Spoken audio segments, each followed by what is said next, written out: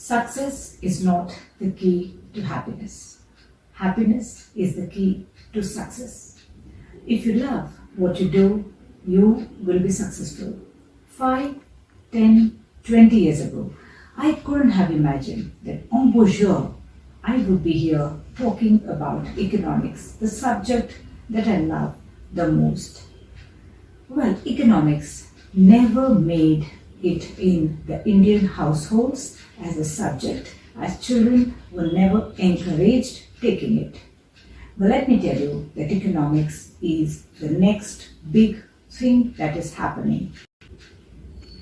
Economics is those things that matter to all of us in our everyday life, and it touches every facet of our life. It's about the significance that the public policy decisions affect us today, which was originally formed by some sort of economic theories. Economics teaches us how to ask the right questions, and that is inherently related to critical thinking. Why the issue exists and how to face it and fix it is what is economics. It helps us to understand what goes on in the world. So where does economics take you? Economics takes you in every field of our lives: environment, technology, education, banking, everywhere. You name it and we are there. But does economics, as a student, if you pursue it as a subject, would you be an economic advisor? Much more, in fact, than that. Economics touches our everyday life so beautifully that people from different backgrounds, different cultures, diverse thinking together come to talk about the same topic in one language, where we can debate and respect each other and make progress. You might have heard of the terms like inflation, poverty, unemployment, rich, poor. All these are topics that we hear in our everyday life. But knowingly or unknowingly, you are talking a language called as economics. So economics is associated in our lives, and it is interrelated with every subject that we study in our careers.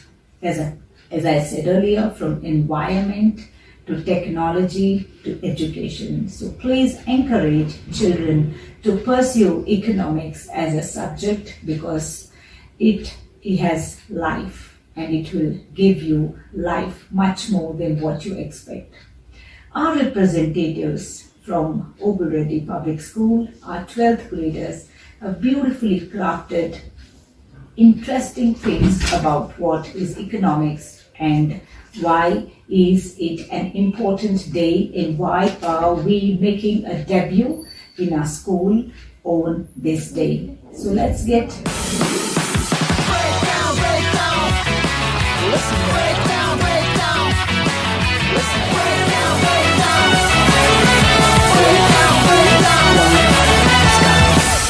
we step into 2021, the economy is actually giving us very great news. 0.4% growth.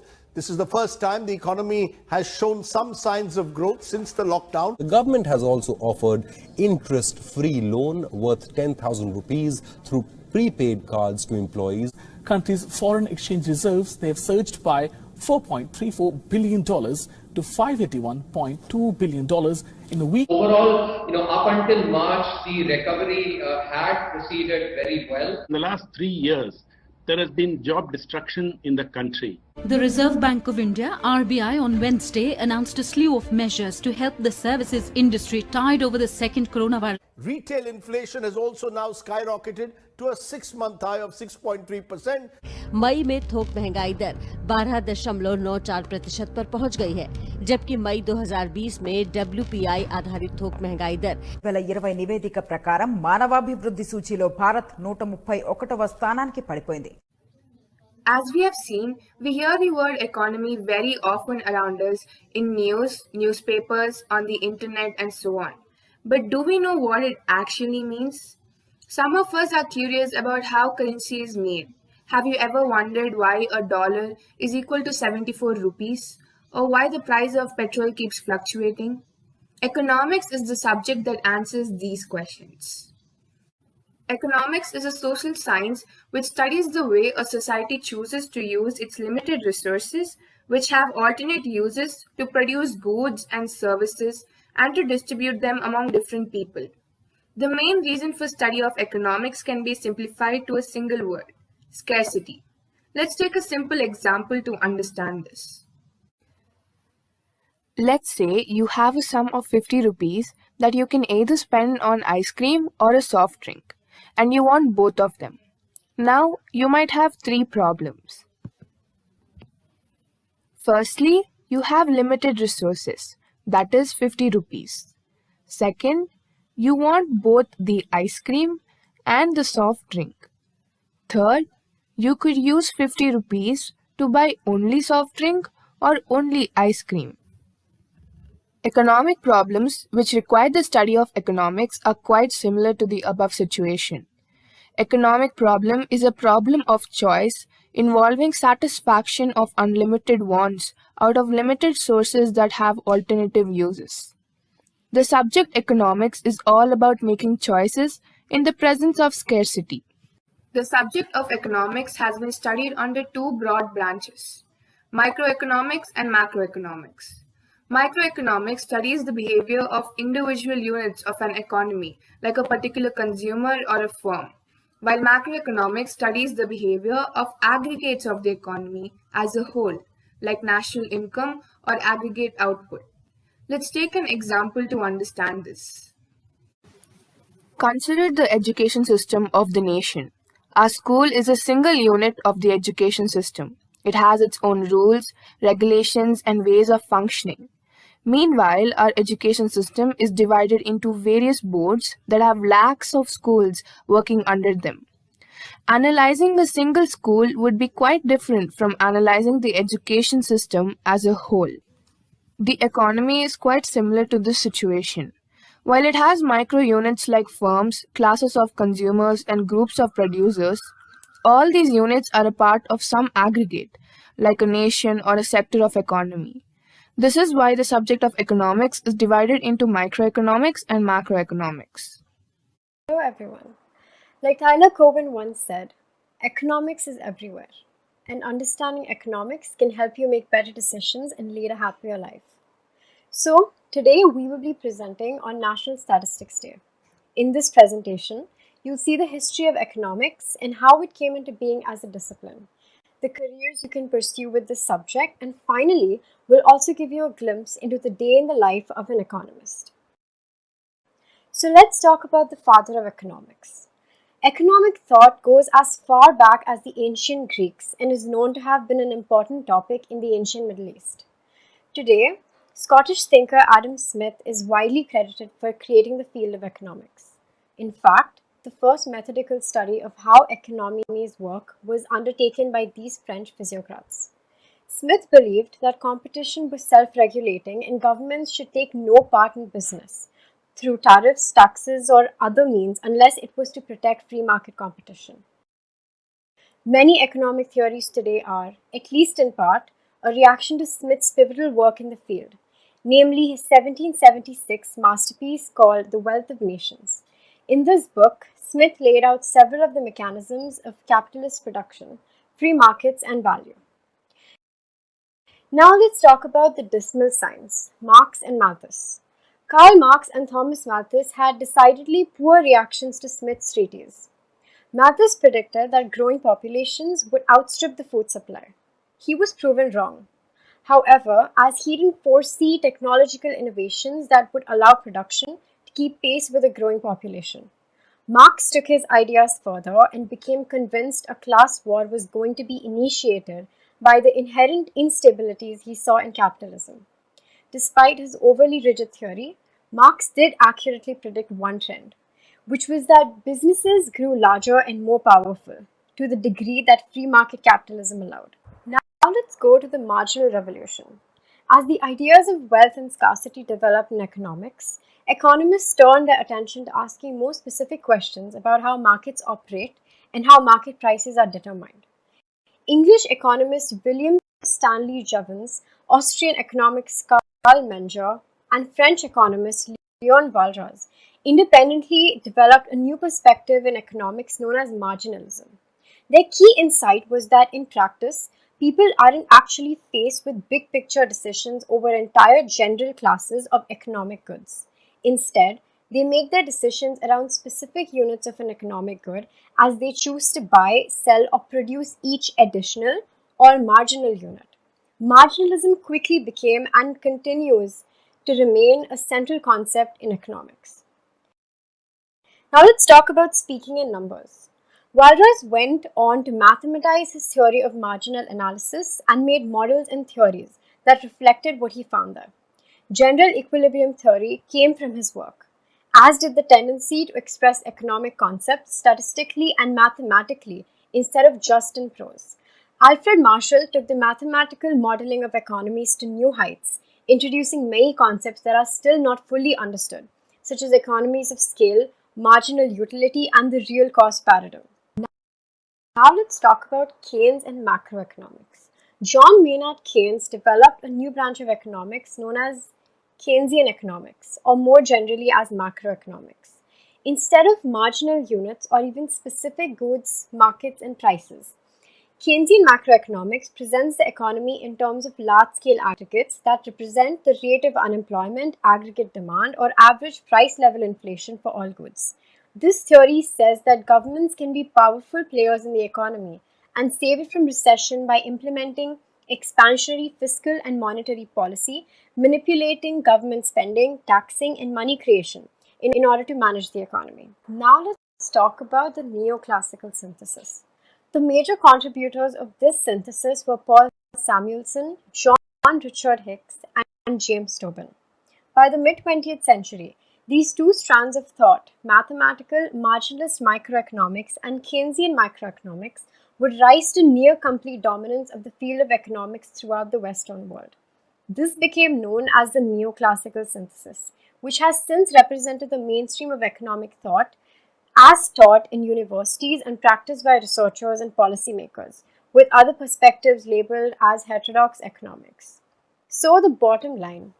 Theoretical economics uses the language of mathematics, statistics, and computational modeling to test pure concepts that, in turn, help economists understand the truths of practical economics and shape them into governmental policy. The business cycle, boom and bust cycles, the anti-inflation measures are outgrowths of economics. Understanding them helps the market and government adjust for these variables. Economics is around us in our day-to-day life. Well, is that statement true? Now, a few of my friends will share instances how economics is used in our daily lives. We'll start with personal financing. Then, we'll see what might happen if the value of the Indian rupee becomes greater than the value of the American dollar. And lastly, we'll learn about inflation, a common phenomenon. Ever imagine what will happen if $1 was equal to 1 rupee? Then we'd probably be getting an iPhone for 900 rupees. But on the other hand, a booming service sector like IT sector will be running out of jobs. I'll explain you how. Let's suppose an engineer from India makes around 75,000 rupees per month. Considering $1 is now equal to 1 rupee, this engineer will now make $75,000 per month, while a US citizen will end up making only $4,000 per month. Then why would a company pay him a $75,000 when they can get another person for mere $4,000? So every Indian engineer, teacher, accountant, designer would be fired from their jobs, and jobs would move out of the country as workers are cheaper outside India. As people get removed from the jobs, plenty of other jobs that rely on them, such as restaurants, cafes, retail shops, tourism, airlines can go kaput. Honestly, this is not a precise comparison. We tend to think that if the value of $1 equals 1 rupee, then the Indian economy becomes stronger, similar to that of the US. By that logic, 1 Bangladeshi taka equals 1.3 Japanese yen. That certainly doesn't mean that Bangladeshi economy is stronger than Japan. This is the reason why the RBI is very careful not to let rupee too strong. It is to India's advantage that $1 equals rupee 70. It helps keep exports high, wages high, and imports low. The countries that are export-oriented prefer weaker currencies. Countries like China that manufacture a lot of goods will prefer to have a weaker currency so that other countries will prefer to purchase Chinese goods. On the other hand, import-oriented countries would prefer to have a stronger currency. If their currency is stronger, then it would be cheaper to buy from other countries. Our economy will be in disarray if both the currencies are equal. Thus, there should be a healthy mechanism to balance the currency tussle. Hello everyone, this is Pratiksha from 12G. Today, let's have a look at how the banking system works. Have you ever wondered where the money that you deposit in the banks go? And why are the banks willing to pay you interest on your deposits while they do all the hard work of keeping your money safe? Let's have a look at it. You deposit a small amount of money in the bank and earn a small amount of interest. The banks use the same money for lending loans to others who are in need of it and charge a much higher rate of interest on it. It is the difference between the interest that they charge from the borrowers and the interest that they pay to the depositors that becomes the profit that the bank earns. And this is the very reason why the banks are willing to pay you interest on your deposits. In order to earn more money and be able to give out more loans, the banks need to attract as many depositors as possible because deposits are what create loans. Every country has many banks, but every country has one central bank that controls and supervises the activities of all the other banks in the country. A central bank has many functions. It supervises the activities of all the commercial banks in the country. It prints money and issues this money to the public. It also looks after the foreign exchange of the country, accepts damaged notes from the public in return of new and fresh notes, and there are numerous other functions of the central bank. The Central Bank of India is the Reserve Bank of India. When there is excess supply of money in the market, the Reserve Bank of India borrows money from the commercial bank and pays interest, which is called the reverse repo rate. Just like how we borrow money from the commercial banks too sometimes borrow money from the Reserve Bank of India, and they pay an interest which is called the repo rate. When the repo rate is too high, the commercial banks begin to reduce their borrowings from the Reserve Bank of India, and they also raise the interest that they charge from their borrowers. And it's obvious that when the rate of interest is increased, the number of borrowers too decrease. When the number of borrowers decrease, there's a fall in demand in the market, which also causes a fall in the economic development. The price of a notebook was around 1 to 2 rupees at the time of our parents' childhood. Now, the price of a standard notebook costs rupees 40. This phenomena of rise in prices as time progresses is called inflation. Inflation means a general rise in the prices and fall in the purchasing value of money. Inflation can be caused by economic boom, that is, economic growth. When there is growth in the economy, people have more money to spend, leading to increase in demand for products and therefore increase in prices. Let us understand this with an example.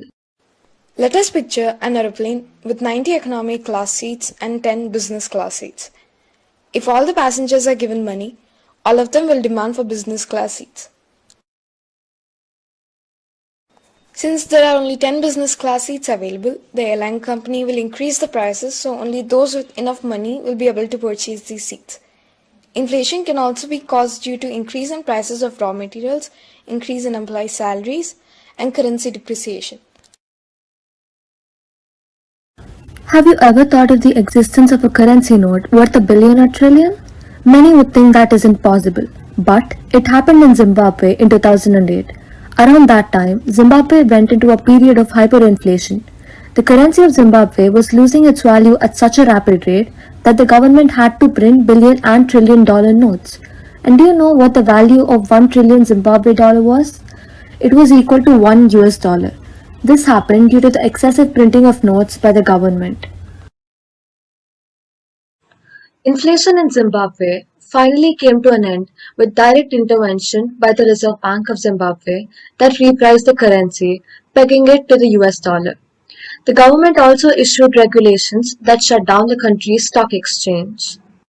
The worst case of hyperinflation ever recorded occurred in Hungary in the first half of 1946. By the midpoint of the year, Hungary's highest denomination bill was the 100 quintillion pengo, compared to 1944's highest denomination, 1000 pengo. The situation was so dire that the government had to introduce a new currency that was used explicitly for tax and postal payments, and was adjusted each day via radio. The pengo was eventually replaced that year in a currency revaluation, but it is estimated that when the currency was replaced in August 1946, the total of all Hungarian notes in circulation equal to the value of 1/1000th of a US dollar. Is inflation bad? Inflation cannot be avoided. Individuals can save up money and reduce expenditures, but their salaries will keep increasing, therefore leading to inflation. Deflation or decrease in the prices can lead to unemployment. In the absence of expenditure from the public, companies will get into losses, and this will finally lead to unemployment. An optimum level of inflation is therefore necessary. What is personal finance? Personal finance is a term that covers managing your money as well as saving and investing. It encompasses budgeting, banking, insurance, mortgages, retirement planning, and tax and estate planning. All comes down to your individual incomes, expenses, living requirements, goals, and desires, and to come up with a good financial plan which helps you achieve those goals, dreams, and aspirations within your financial constraints. To make the most of your income and savings, it's important to become financially literate so you can distinguish between good and bad advice and make smart decisions. Personal finance is both sustainable and it helps to curb the global consumerism craze which has taken over our lives. Here's a few personal finance strategies. Number 1. Devise a budget. A budget is essential to living within your means and saving enough to meet your long-term goals. Aside an emergency fund, it is important to pay yourself first to ensure you have money set aside for medical bills, car accidents or car repairs, any unexpected events that could occur. So on a rainy day you would have money and you would not have to scavenge to gather personal finances. Number 3. Limit debt. It sounds simple enough. To keep debt from getting out of hand, don't spend more than you earn. Of course, most people do have to borrow from time to time, and sometimes going into debt can be advantageous. For example, if it leads to acquiring an asset. Taking out a mortgage to buy a house might be one such case. Still, leasing can sometimes be more economical than buying outright, whether you're renting a property, leasing a car, or even getting a subscription to a computer software. To use credit cards wisely. Credit cards themselves can be major debt traps, but it is unrealistic to not own one in this contemporary world. There are apps beyond just buying things. These applications can be used to track credit rating and keeping track of your spending, which can be huge budgeting aids. Number 5. Monitor your credit score. Credit cards are the main vehicle through which your credit score is built and maintained.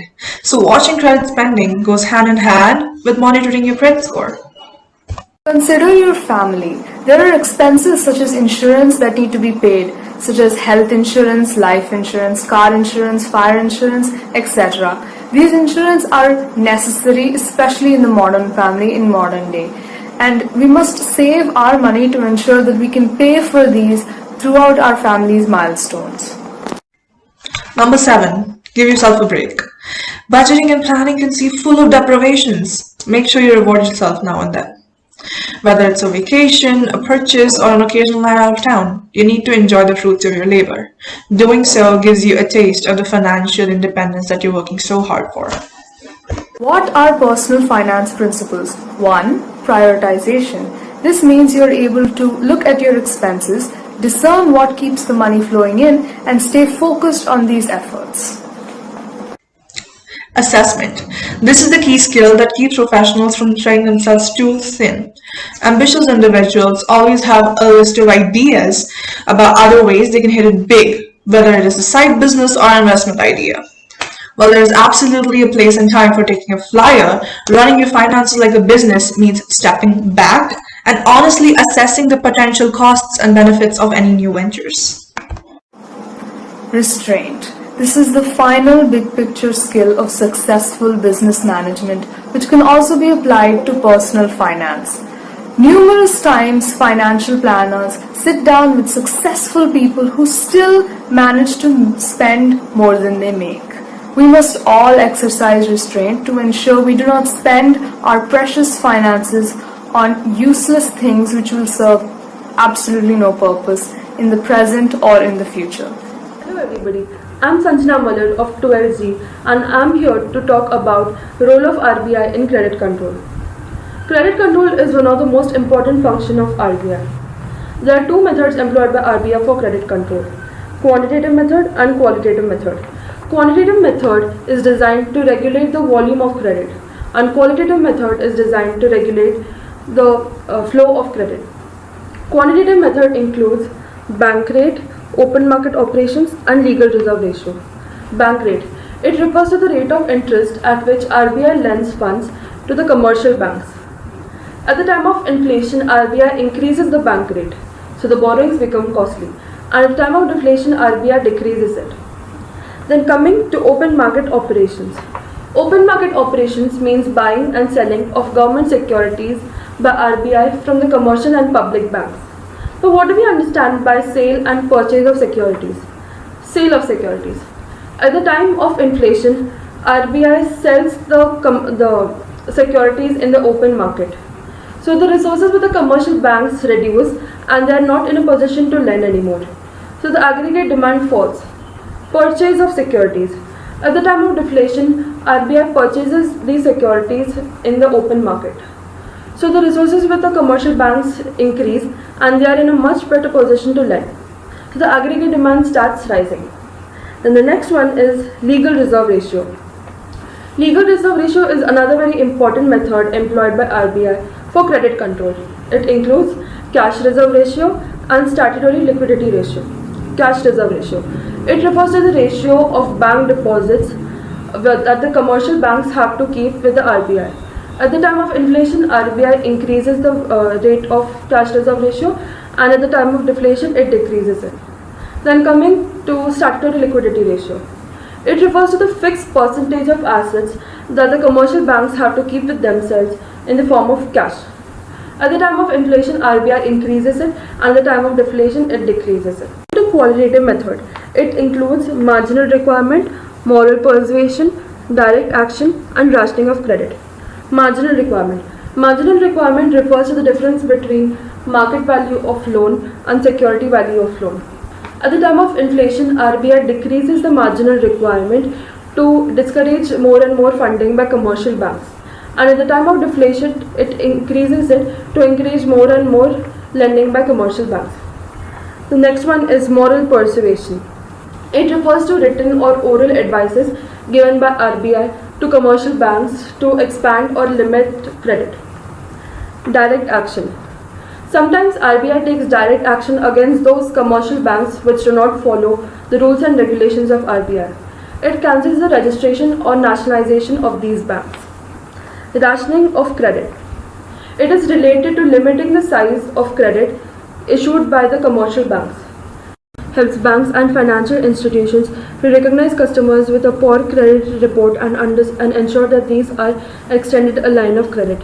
This eventually helps the lenders ensure to minimize the probability of customers not paying on time and increase profitable lending. Thank you. You might have wondered what the purpose of studying economics is, or what roles do economists have in the workforce. If you're interested in studying economics, listen closely. Here are some career options for you. Let's go and see. In recent times, there is a spike in career opportunities. Some of the common economic majors are economic consultant, economist, financial risk analyst, actuary, and development economics. Economists. Economists are responsible to create financial and economic forecasts and models. They research economic issues, conduct surveys, and collect data. They analyze data using mathematical models, statistical techniques, and software. Financial risk analysis. Financial risk analysis identify and analyze the areas of potential risk threatening the assets, earning capacity or success of organizations in the industrial, commercial or public sector. They may work in sales, trading, marketing or financial Economic services. consultant. Economic consultants analyze business organizations' economic statuses and propose plans to help improve and change their existing programs. They apply techniques of economic analysis to help businesses, regulators, and policymakers evaluate and implement strategic decisions. Actuary.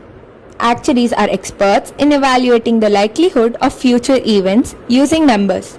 They are the leading professionals in finding ways to manage risk. It takes a combination of strong analytical skills, business knowledge, and understanding of human behavior to manage today's complex risks facing our society. Development economics. Development economics is the branch of economics focused on understanding and promoting the development of low-income countries through economic growth and structural change. They also include international trade, globalization, sustainable development, the effects of epidemics, and the impact of catastrophes on economic and human development. Prominent development economists include Jeffrey Sachs, Amartya Sen, and Joseph Stiglitz. The top jobs are working for charity or NGO. If one has knowledge of economics and skills such as quantitative analysis and statistics, then one can do important and helpful work for these organizations. Another option for working in development economics is to work for a global organization such as the United Nations. Two people who still don't know how to handle money are staring in front of each other. They ask you how you are, you just have to say that you're fine. I am your host Abhinav and welcome to the show Economics Breakdown, where we present you some of our finest reporters who report about economics but haven't even listened to even one economics class in their lives. The theme for today is about Mr. Mahalanobis, the father of statistics in India. Mr. Mahalanobis was one of the most revered statisticians during the independence era, and his most significant contribution being the Mahalanobis distance, which goes something like this.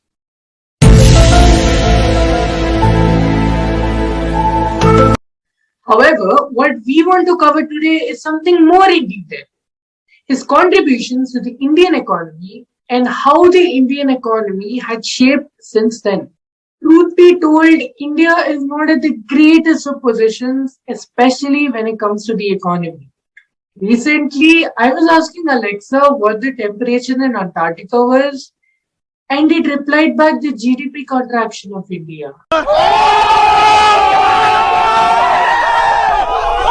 And the Indian currency just keeps depreciating. At this point, I believe that the only way that the Indian rupee can get stronger is when it is made out of concrete. With jokes apart, we actually did not have any choice. The pandemic kept getting bigger and bigger, and it was difficult for India to adapt to the situation and tread accordingly. However, allow us to erase these thoughts and help you believe that there are geniuses unlike me. Allow us to help you believe that India can recover from the situation. Allow us to start Economics Breakdown. Let me present to you the first segment for today, Calculated Errors by Krish Saxena. Good morning, one and all. My name is Krish Saxena and welcome to Calculated Errors, or as I would like to call it, my 10th grade exam papers. So we all know that 29 June is celebrated as National Economics Day. Well, maybe not everybody. Who am I kidding? Hardly anybody knows that it's National Economics Day, but hey, we've gathered here to talk about it. I should probably give you some more info about it, starting by talking with the person because of whom we had this entire thing, because of whom we're having this amazing, this fantastic, this absolutely phenomenal, obviously very well-known day, which is National Economics Day. Mr. P.C. Mahalanobis. He was born on June 29, 1893 and was instrumental in formulating India's strategy in the second five-year plans. He was appointed the chairman of the National Income Committee in 1949. His work and thinking in terms of official and regional statistics were visionary. The professor made some fundamental contributions to the early development of non-parametric regression, with large data regression function of x on y can be calculated by averaging the blah blah blah blah blah blah blah. I would like this to be inclusive for all kinds of students, not only the math ones. I honestly do feel bad for the math students. They spend 20 minutes on a single sum just to realize they calculate in radians and not degrees. And that is why I've received such amazing messages such as this from my friends. The professor was also not comfortable talking about structural and parametric restrictions which were arising from the economic theory. In a similar way, we also do not feel comfortable answering questions in class. Now, I know that constantly listening to my voice, even though it is amazing, can be annoying. So I've brought about an expert in the field who's graduated from JNU, Jaideep Nanapalli University. And let's have a huge round of applause for Deekshita. Thank you for coming here, Deekshita. So, as we all know, the second 5-year plan was announced in 1956 and it was named the Mahalanobis Plan after Mr. P.C. Mahalanobis. It was influenced by the USSR's industrial advancements. Did you know that? Is this Russia's response to ISKCON? Are they trying to get revenge for spreading Hinduism in Russia through that? This is why the second 5-year plans have failed miserably. It's Russia who's controlling us all in the end. I'm so sorry, but I would love to differ because, well, what you're saying isn't the entire truth. This plan, which is actually an industrial and transport plan, has increased our national income. It has taken our national income from 11,670 crores to 14,140 crores. Let that sink in. So I'm sorry, I don't think the second 5-year plan was actually a grand failure. So that means there is more money to be lost in the stock market to Russian brands. They're trying to affect our economy by making us buy more of their products as well, maybe. Or maybe that's just my cousin's problem. He has a drinking problem. I should probably tell him to stop buying so much vodka. That's not only it, it also has a very big major achievement in the industrial sector. Not only did it create more than 9.5 million jobs in our country, but it also led to many production which we use in our day-to-day life right now, such as printers, tractors, motorcycles, bikes, antibiotic drugs, DDT, and etc. So I really believe that the second 5-year plan benefited us more than we would rather accept it. So it actually led to our overall development and growth and our goal towards self-sustenance. But what about the constant widening inequality? I'm sorry, the constant widening what? You know, the inequality in the distribution of national wealth. Unlike the first, the second plan was characterized by a persistent rise in prices. Over the 5-year period, the rise in general index of wholesale prices was about 30%. So food articles as a group had gone up by 27%. You know how much money it would cost me to make my homemade meat trifle then? I was just thinking about it, but not gonna lie. Well, industrial raw materials had also increased by 45% and manufacturing had increased by over 25%. So if, just imagine, I wanted to make another factory to illegally manufacture my handbags, it would cost so much more. And honestly, I just wish the previous ones hadn't burned down in Delhi. Well, in the end, I guess the second 5-year plans were successful. Not in all aspects, but they were successful. And to quote a great man, there is no such thing as perfection, because once there is perfection, where else can you go? A great man called Roy Mustang had said that once. And that's where the segment ends. And I know, you must be crying. It's alright, don't be sad that it's ending. I mean, it is on YouTube, you can just press rewind and you can listen to me all day long if you want. And until then, I'm Krishkaran Saxena, and this has been Calculated Errors. I hope you'll enjoy the later segments that are going to be brought to you by my teammates, and I hope you'll enjoy the very next segment that is going to be presented by my teammates Sejal and Ketan. Thank you. So today's special correspondents, Ketan and Sejal, will be going back in history and showcasing you what exactly happened in 1991 to the Indian economy. So what was the situation back then? Back then, India was forced to confront the severity of its economic problems in 1991, when it was left with enough currency to cover around 2 weeks of imports. Inflation soared to 17% per annum. Industrial production was falling and overall economic growth had declined to 0.9%. Loans were arranged to the IMF and the World Bank. The government was forced to allow more foreign investment and reduce trade restrictions. But now let's go back to the 1960s and see how the crisis and reforms came to be. Major changes led to this situation. Starting with the Green Revolution. So the 1960s food crisis forced the government to stop ignoring agriculture. It adopted new technology which included high yielding seeds, and large inputs of fertilizers that led to the Green Revolution. The Green Revolution of the 1973 is agricultural growth to 2.9% by 1999, but industrial growth slowed between 1976 and 1980. When the Congress came to power in 1991, the country was essentially bankrupt with foreign exchange reserves barely sufficient to finance the country. We entered the 1990s with lots of economic turbulence. How did the government step up to fix the economy? To fix the economy, we started with heavily devaluing the rupee. Direct foreign investment was once again welcome, though it was still controlled. And the reforms lifted the overall growth rate, exports, foreign reserves, and capital. The savings and investment rates also rose. Poverty came down, and banks were nationalized. India managed to sustain a growth rate of 4% per annum from 1960 to 1990. This may have been largely due to industrialization policies and the Green Revolution. That, everyone, is the story of India's accomplished disaster, the economic reforms brought to you by S&K. And now, moving on to our final member, Angel. Well, I do not quite agree with your criticizing views. India was wide awake. India did prevail. India did overcome. The budget of 1991 is a trademark to the changing fortunes of the Indian economy, which at the time was almost near bankruptcy. The external debt, the debt borrowed from foreign agencies, pegged at 23% of GDP, and internal public debt, the debt taken from within the country, amounting to 55% of the GDP. The fiscal deficit, the expenditure of government becomes more than its revenue, was 8% of the GDP. The wholesale price inflation, the decreasing purchasing power, the power to buy goods and services for public goods had risen by 13%, and retail inflation, the increase in the cost of goods and services, went even higher up by 17%. The foreign exchange reserve, which is foreign currencies, gold reserves, treasury bills, etc., retained by a central bank, was standing at a low rupees 2,500 crores, which was nearly 75% lower than what it was prevailing a year before in 1990.